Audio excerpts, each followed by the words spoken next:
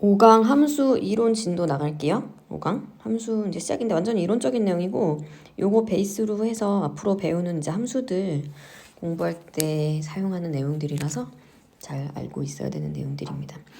자, 함수의 정의라 그랬는데 함수는 중학교 때 배우긴 했어요. 중학교 때도 어떻게 배웠냐면 한 개 넣으면 한 개가 나오는 거라고 배웠는데 자판기라고 생각하시면 좀 이해하기 쉽습니다. 자판기는 이제 하나 누르면 하나가 나오죠. 버튼 누르면 나오죠. 근데 버튼 눌렀는데 안 나오면 안 되고요. 눌렀는데 두 개 나오면 안 돼요. 그래서 대응표로 봤을 때는 이제 뭐 예를 들어 대응표로 봤을 때는 예를 들어서 하나 눌렀는데 하나 나오면 되는 거야. 이렇게 누르는 버튼을 X라고 하고 나오는 음료수를 Y라고 합니다. 그런 다음에 네, 이렇게만 되면 안 되는 거야. 이제 1 눌렀는데도 A 나오고 2 눌렀는데 A 나왔는데 3 누르니까 아무것도 안 나왔죠. 이런 게 이제 함수가 아닌 게 되겠고요. 너무 못 그렸네요. 다시 한번 그릴게요. 전부 다 이제 3은 간 데가 없으니까 이게 이제 함수가 아니라는 거고, 그다음 또 이런 거는 또 함수가 되어 보면 이렇게 D 남아 있잖아. D 남아 있어도 이거는 함수라고 해요. 이제 어떤 자판기냐면 콜라를 안 파는 자판기가 되겠죠.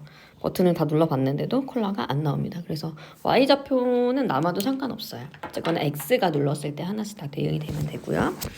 그럼 그래프로는 어떻게 확인하냐면 세로선이라고 저기 나와 있는데 중요한 내용이에요, 이게. 예를 들어서 우리가 2차 함수나 1차 함수 잘 보시면 이렇게 되었잖아요. 그럼 얘네들은 세로선을 그으면 전부 다 한 점에서 만납니다. 그게 무슨 말이냐면 하나 누르면 하나 나온다는 소리야. 하나 누르면 하나 나오고 하나 누르면 하나 나오고. 근데 우리가 원은 원 함수라고 안 하고 원의 방정식이라고 하죠.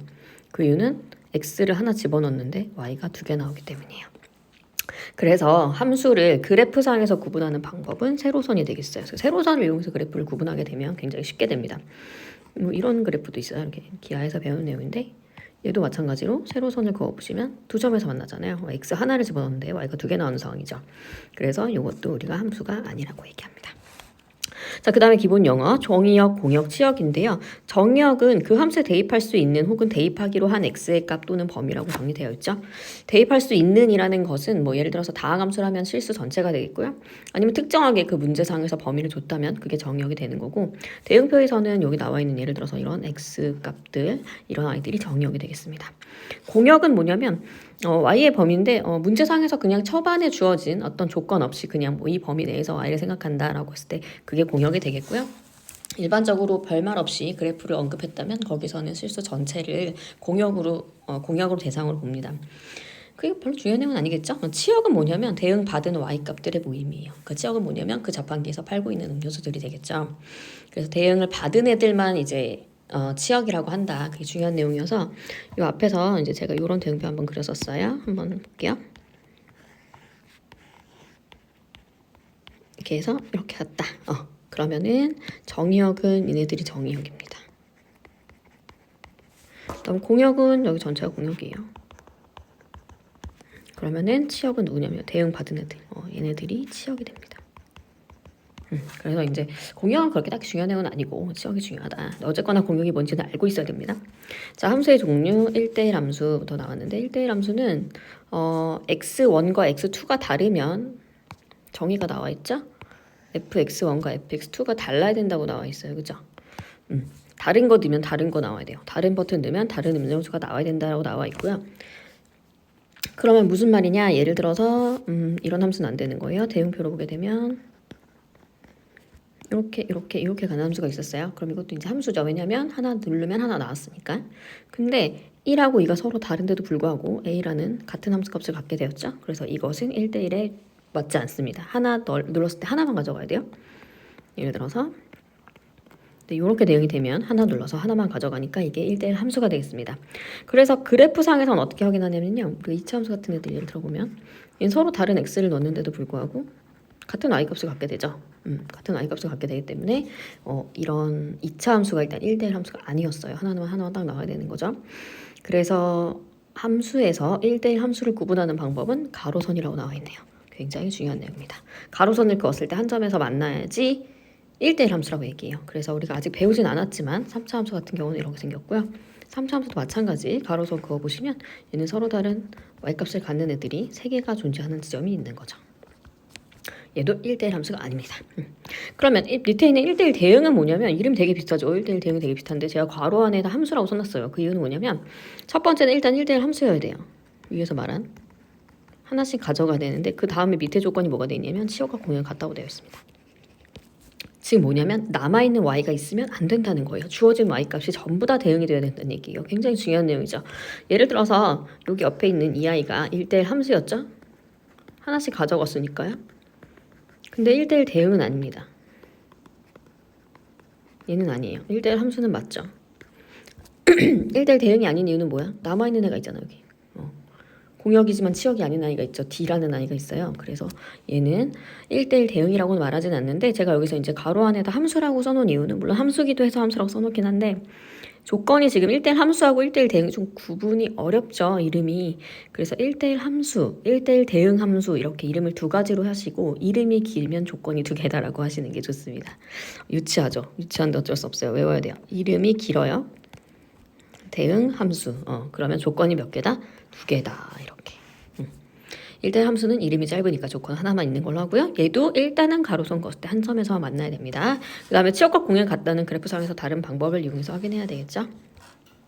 상수함수는 모든 원소가 한 개의 y값으로 대응된다 그랬는데요. 상수함수의 예시를 한번 들어볼게요. 상수함수의 예시는 대응표로 보게 되면은 다 A로 가는 이런 함수가 되겠어요. 다 A로 가는. 그리고 식으로 보면 y는 3 이런 게 되겠죠. 예를 들어서. 무슨 말이야 이거는? y는 3이니까 x에다 뭘 집어넣어도 x에다 1을 집어넣어도 3, 2를 집어넣어도 3, 뭘 집어넣어도 전부 다 3에 대응된다는 소리가 되겠죠. 모든 원소가 한 개의 y값으로 대응되는 것을 상수함수라고 합니다. 항등함수는 정해져 있어요. 항등함수 정해져 있어서 항등함수 그냥 외워야 돼. 뭐냐면 모든 x에 대해서 자진과 같은 값으로 대응돼야 돼요. 1 넣으면 1 나와야 되고 2 넣으면 2 나와야 되고 a 넣으면 a 나와야 되고 b 넣으면 b 나와야 되는 거예요. 그걸 우리가 뭐라 그래? 당연히 y는 x밖에 없겠죠. 그래서 항등함수는 정해져 있고요. 기호로는 일반적으로는 ix라고 나타내는데 ix라고 했다고 다 항등함수는 아니고요. 항등함수 ix는 할 때 이제 보통은 문자를 i를 이용해서 잡는다는 내용 알고 있으면 좋을 것 같습니다. 그러면 본격적으로 문제를 풀어보도록 할게요. 근데 문제가 이렇게 특별히 어려운 내용은 없어요. 자, 다음 x에서 y로의 함수인 것을 모두 고르시오 그랬는데 일단 마이너스 0, 1을 대입했을 때 전부 다 이 공역에 해당하는 이거 지금 공역이 되는 거죠. 주어진 거. 공역에 해당하는 원소들이 전부 나와주면 되는 거죠. 자, 기억은 마이너스 1 집어넣으면 1이 나오죠. 1 집어넣으면 마일이 나오죠. 0 집어넣으면 0이 나오네요. 마일이 대응값이 없죠. 마일이 지금 얘가 없기 때문에 기억은 함수가 아니게 되겠어요. 니은 마이너스 1, 0, 1 마이너스 1은 1이 되고요. 0은 0이 되고요. 1은 1이 되죠. 절대값이었으니까 전부 다 대응됐네요. 그래서 얘는 함수가 맞아요. 그런 다음 그러면 제가 요거를 참고로 그냥 대응표로 한번 만들어 볼게요. 마이너스 0, 1에서 0, 1, 2로 갈 건데 마이너스 1을 넣으면 1로 가고 0을 넣으면 0으로 가고 1도 1로 가는 거죠. 네, 이렇게 함수 맞고요. 디귿은 마이너스 1, 0, 1, 0, 1, 2 제곱해서 1을 더하니까 0은 제곱해서 1 더하면 1이 되겠고요. 0은 제곱해서 마이너스 1은 제곱해서 1 더하면 2가 되겠죠. 0은 제곱해서 1 더하면 1이 되고요. 1은 제곱해서 1 더하면 2가 됩니다. 마찬가지로 x 하나당 y 하나가 다 같기 때문에 함수가 맞습니다. 1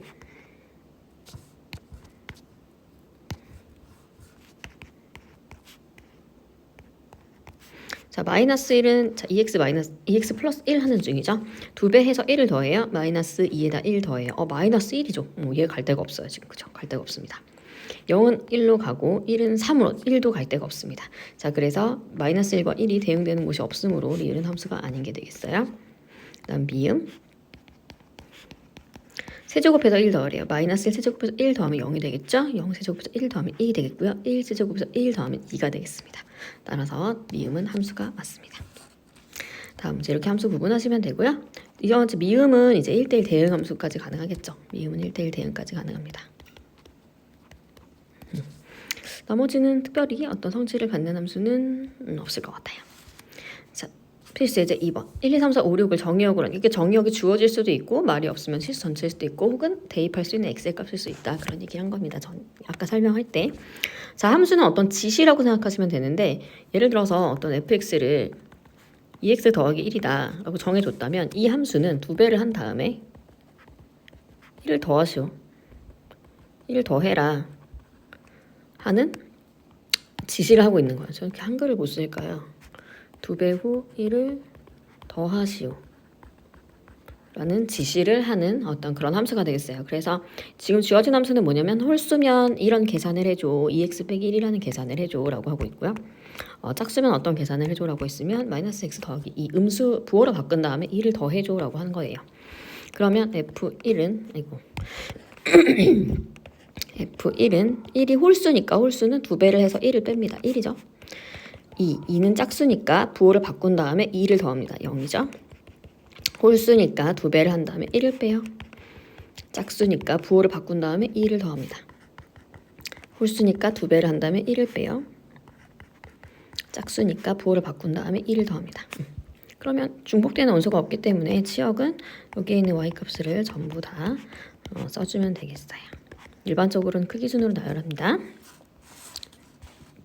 자, 같은 함수라는 건데 같은 함수가 앞에서 내용에서 제가 좀 빠졌었는데요. 같은 함수는 똑같은 x를 넣으면 똑같은 y가 나오면 되는 거야.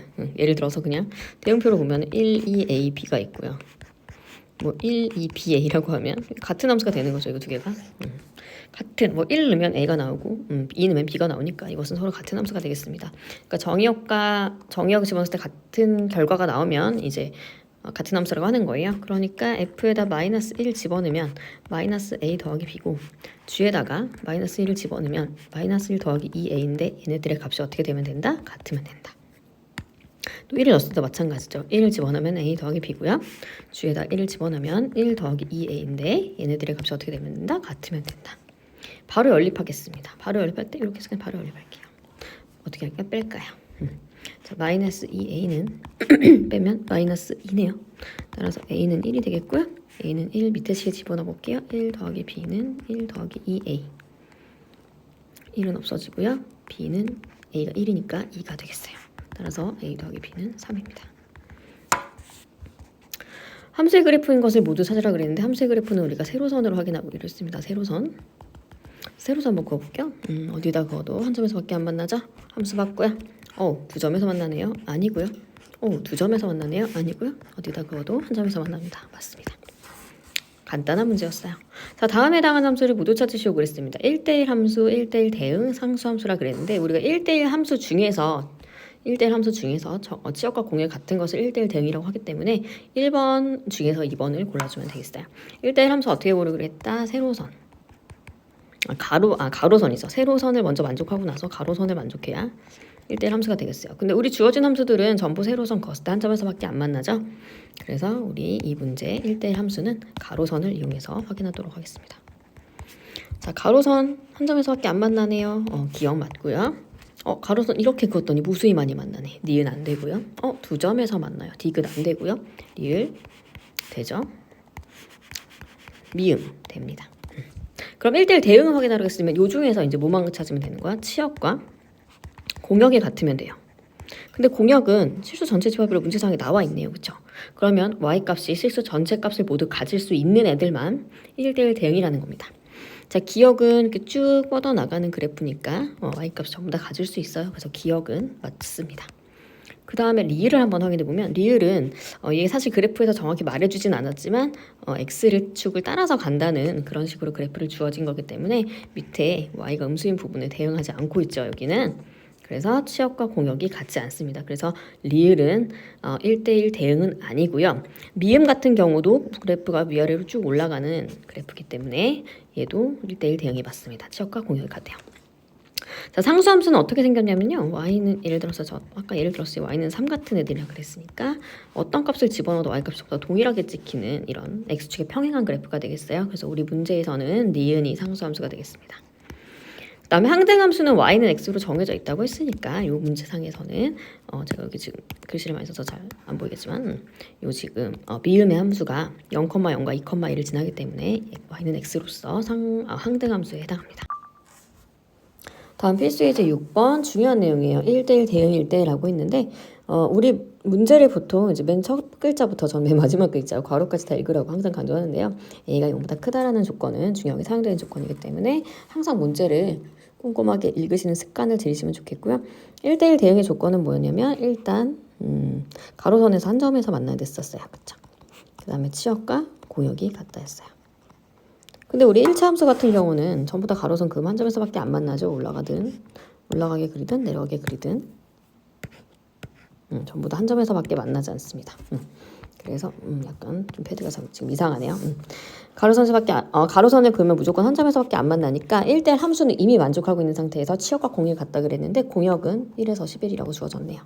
그리고 우리 그래프는 증가하는 위로 올라가는 이런 그래프가 되겠습니다. 여기다가 마이너스 2에서 3까지를 대입을 했는데 얘네들이 이제 대응에서 나온 y값 전부가 모두 1에서 11까지의 값을 전부 다 채워줘야 된다는 뜻이에요. 이렇게 1에서 y는 11까지 전부 이렇게 빼곡하게 빠짐없이 채워줘야 된다는 얘기가 되겠죠? 그러니까 우리 함수는 마이너스 2,1과 3,1을 지나게 됩니다. 3,11이죠. 우리가 이렇게 두 점이 주어진 직선 찾을 때 제가 어떤 방법 사용하기로 했냐면요. 기울기 구하기로 했어요. 먼저 기울기는 뺀 거가 되겠습니다. 2죠.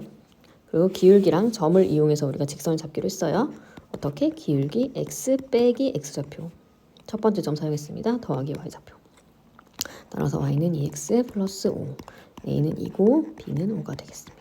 그 직선 잡을 때 우리 중학교 때처럼 막 여기다가 점 대입해서 a랑 b 구하는 그런 방법은 사용을 자제하시는 게 좋겠고요.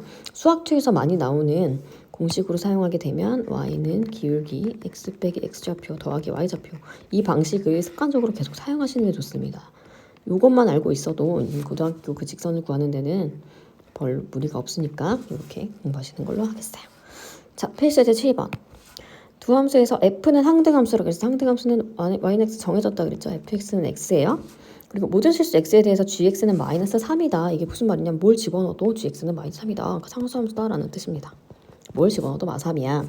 자, 그럼 f5는 상등함수니까 상등함수는 뭘 집어넣어도 자기 자신 그대로 나오기로 했죠. f5는 5가 되겠어요. 상수함수는 뭐야? 뭘 집어넣어도 정해진 값이 나옵니다. 따라서 둘이 더하게 되면 5와 마이너스 3을 더하니까 답은 2가 됐어요. 자, 필수 예제 8번. x에서 y로의 함수의 개수, 1대1 대응의 개수, 상수 함수의 개수라고 했는데 함수의 개수는 a, b, c, d가 0, 1, 2, 3으로 대응될 때 아무데로나 가면 되니까 a가 갈 수 있는 거 4가지. 눌러서 나오기만 하면 되죠. b도 4가지, c도 4가지, d도 4가지가 되겠어요. 네, 1대1 대응 개수는 다른 애들은 다른 데로 가기로 했으니까 A가 4가지를 선택할 수 있었다면 B는 3가지밖에 선택할 수 없고요. C는 A랑 B가 선택하지 않은 2가지만 선택할 수 있습니다. D는 1가지 선택할 수 있겠죠. 24가지. 그리고 4의 4제곱은 2의 8제곱이니까 256이고요. 숫자 많이 눈에 익혀두시는 게 좋겠습니다. 상수함수의 갭수는 전부 다 똑같은 데로 가야 되는 거야. 그러니까 전부 다 0으로 가는 경우 1가지, 전부 다 1로 가는 경우 2번째 가지, 전부 다 2로 가는 경우 있고 전부 다 3으로 가는 경우 있겠죠. 그래서 총 4가지의 경우가 있습니다. 자, 이렇게 해서 함수의 기본 이론 수업 마치도록 하겠습니다.